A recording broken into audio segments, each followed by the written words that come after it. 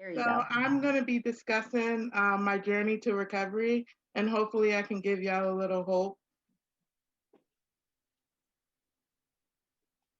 So when I was 13, I moved to Syracuse, New York from Morristown, New Jersey, and this was a new place for me. I never left New Jersey in my life, so moving to Syracuse was a big deal for me.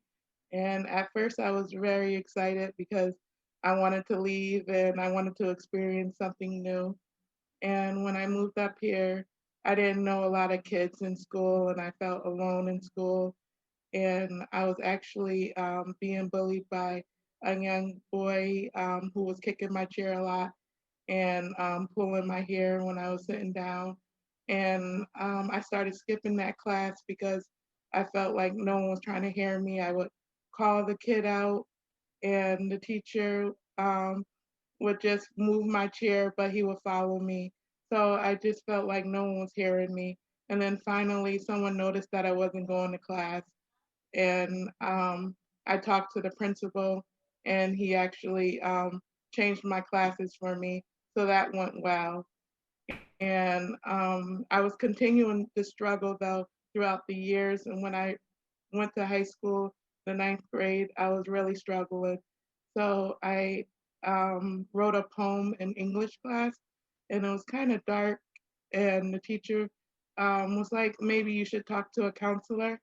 So I talked to the counselor there, and they referred me to outpatient. And I went to outpatient, and then I had to go inpatient. And I found that inpatient was really helpful. I met a lot of people there. Like Jim was saying that he found that it was helpful, that he met a lot of friends. I found it was helpful too. So after the hospital, I continued to get outpatient treatment, and I found a therapist that I really liked, and she taught me a lot of coping skills. And actually, she was my therapist for 5 years, and she's actually Marla Burns. She's the president of NAMI right now, so you probably know her. And she taught me a lot of coping skills, so that was very helpful. And I just want to tell you that you are not alone through your struggles. And I felt like this. I just want to feel happy. I'm tired of feeling like I'm alone and no one cares if I feel like I'm drowning. In school, that's how I felt like I was drowning, like I was suffocating, and no one was hearing me. But there's always one person that you can talk to, a school counselor, a friend, a family member, that find that one person that you can relate to. Even when you feel like that you're alone, you're never really alone. You may feel lonely, but you're never really alone. And some of the things that helped me along my way is thinking positive. And I actually hang things up in my apartment, positive affirmations, and that has really helped me. And challenging negative thoughts. So sometimes you may say, I never do anything right. And you want to challenge that with, my thoughts don't define who I am, because everything is a big word. Um, you always do something right, and it doesn't define that that that one thing you did wrong doesn't define that person who you are. And I've made a lot of mistakes in my life. I've been in the hospital so many times, and nurses has told me like, "Are you ever going to get better? Like, is this going to be a continued thing?" And I felt like, wow, am I going to be like this for the rest of my life? Am I going to have to take medicine for the rest of my life? Am I going to be at this point?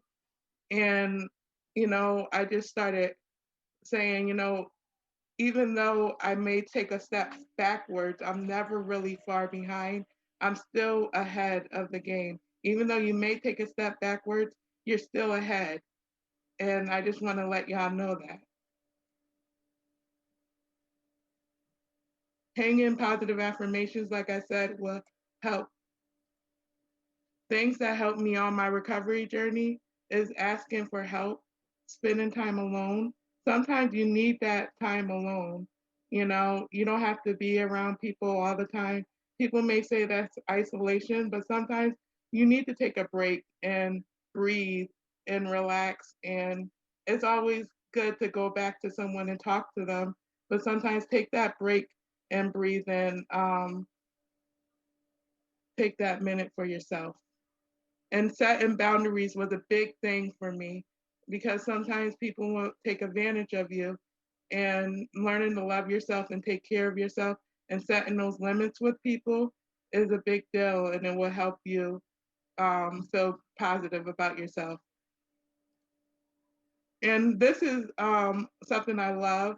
It's A through Z coping skills, and you can take a look at all of these. Find something on here that is positive. Something that I like to do is exercise, um, joke. I like to joke around.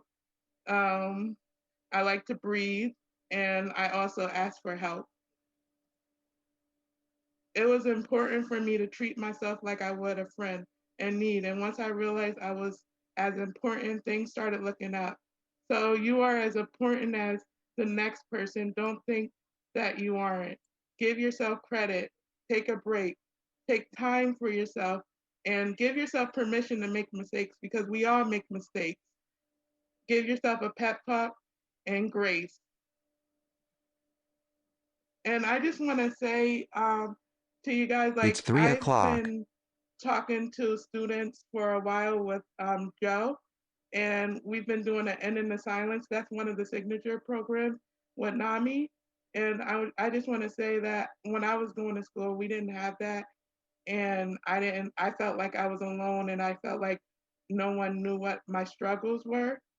But having and in the silence has taught me that, you know, I'm on the other side now. Like, I can talk to you guys about what I went through, you know, and you can be on the other side too. Don't let other people's opinions define who you are, because a lot of people said, where are you going in life? Where are you going to be?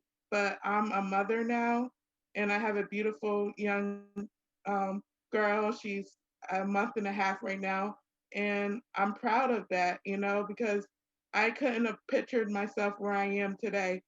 And I'm going to continue working with NAMI and continue on my journey and continue shining, because what people say do not define who you are.